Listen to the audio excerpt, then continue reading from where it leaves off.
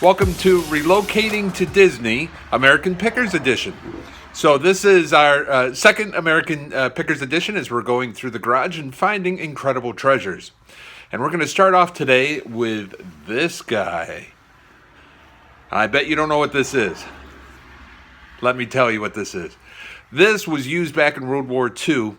And what they would do is some of the Army guys would have flamethrowers, and they would go out and they would like torch the pillboxes and the trenches and things like that. And this is the gun they use. This is what the flames would shoot out that end, and the fuel would come in this end, and they would just shoot like 100 yards and blow up a pillbox or a bunker or whatever they needed.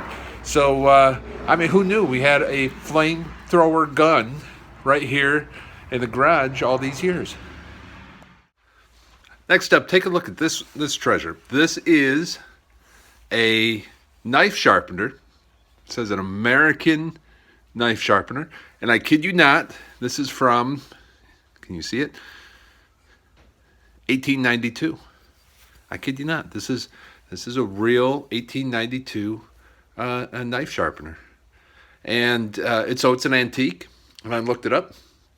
And in this condition, this antique is worth $15. So, what an amazing find. They found an antique right out here in the garage. Something from a couple of centuries ago, the 1800s there. Pretty cool. This right here is another antique, and I don't want to set it up right now. It's folded up here. But when you unfold it, the seat comes up, and then you've got this part, and down there is like a bicycle pedals, and then it's got a chain that comes up. This is actually headed on to a museum, just like that last piece I showed, the knife sharpener. This piece, it's kind of, you look at it, you say, what the heck is this thing? This is an odd contraption. But, back a long time ago, people would have a lot of kids. And, you wonder, well, how could you have a huge family and all the kids would, be acting okay? You go to Walmart now, you see kids that are hanging off the ceilings. But back then, you might have 16 kids. How did you keep them all under control? What this actually is this is a automated spanking machine. So you would sit on it and you would pedal it, and up here it would just spank the kids. And so depending upon how old they were would depend on how many spanks they got from this. But you could just line the kids up and they would just pass in front of this thing and get their whacks for whatever they did wrong that day. And then after they were done spanking the kids, the adults would have, great fun with this. They would, let's just say there was a reason why they had 16 kids.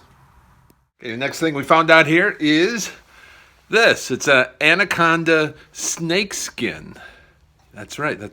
Look at that. It's incredible. It's beautiful. So anacondas used to be all throughout New York State. They were hunted into extinction.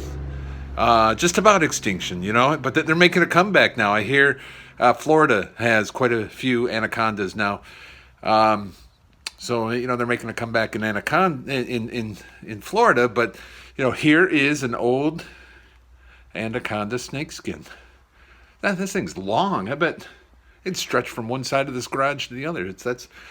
They were big snakes here in New York. They were huge. They were really large, yeah. You won't believe what I just found. I had to show it to you right away. So back a long time ago, people used to smoke cigarettes. Now, nobody smokes cigarettes today unless they're an idiot. But back then, there were a lot of idiots. People weren't as evolved as we are now. And so they smoked, cigarettes. When they first started smoking cigarettes, I'm talking like 1950, they didn't have Bic lighters. Nowadays, you just, if you were to smoke, you're an idiot, you'd light up the Bic and you'd light your cigarette and off you go.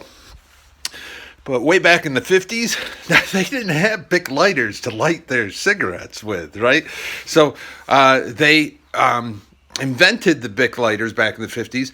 And I have, one of the very first Bic lighters. I found it right here in the garage. Here it is. See, look at this. Isn't this something? So you'd put the cigarette in your mouth and you'd hold up this like you're going to light it, right? And then you would just give it a like that, and poof, your cigarette would light. But this was back in like World War II in the 1960s. Every GI had one of these in their backpack because they all smoked. I guess I don't know why they smoked, but nobody smokes today. And so instead of Bic lighters, they would just light up. Next up, this is a screw and nail disorganizer. Let me show you how it works. What you do is you put all your screws and your nails in this, and then when you need a screw or nail, you start at the top and you go, nope, that's not it. Nope, that's not it. Nope, that's not it. Nope, that's not it. Oh, here, no, that's not it either. Nope. No. No. No. No, you get all the way down to the bottom, right? And you say, dang, it's not in there. I wonder what I did with it. Okay, next item I've come across is this here first aid kit, right? Whoop, let's get it in the video right there, first aid kit. And I was wondering, how old this was. And there's a simple way you can tell if something is vintage or possibly antique. Let me just grab one of the boxes out of here and I'll show it to you. If I can't hold this up to the camera, you see what that says right there? That's right. It says made in the USA. See, once upon a time, the United States used to make things way back. We're talking long time ago. And so if you come across something with the made in USA on it, there's an excellent chance that that's vintage, possibly even antique. One of my favorite movies came out of the 70s, and it is, of course, Grease. Grease tells a tale of the 1950s, and it's very noticeable why they called the movie Grease, because everybody put grease in their hair back then, and look what I found, a can of hair grease. And not just any hair grease, but this is the premium hair grease. So this would be like the best right there. You just put a little bit of that in your hair and comb it back, and you're ready for the movies. I wasn't expecting to find this next item here in the garage, but I did. And it is well, let's see if you can guess what this is. Any idea? No idea? Maybe if I turn it upside down? Sideways? No idea. Okay. Well, let me tell you what it is. This is for a rowboat. So this would go on the side of the rowboat, and you'd put your oar through it, and then you could row the rowboat with it. And so I think this probably goes back at least to the 1700s. I think it came up out of Oak Island or something like that. But yeah, right here in the garage. What an amazing treasure.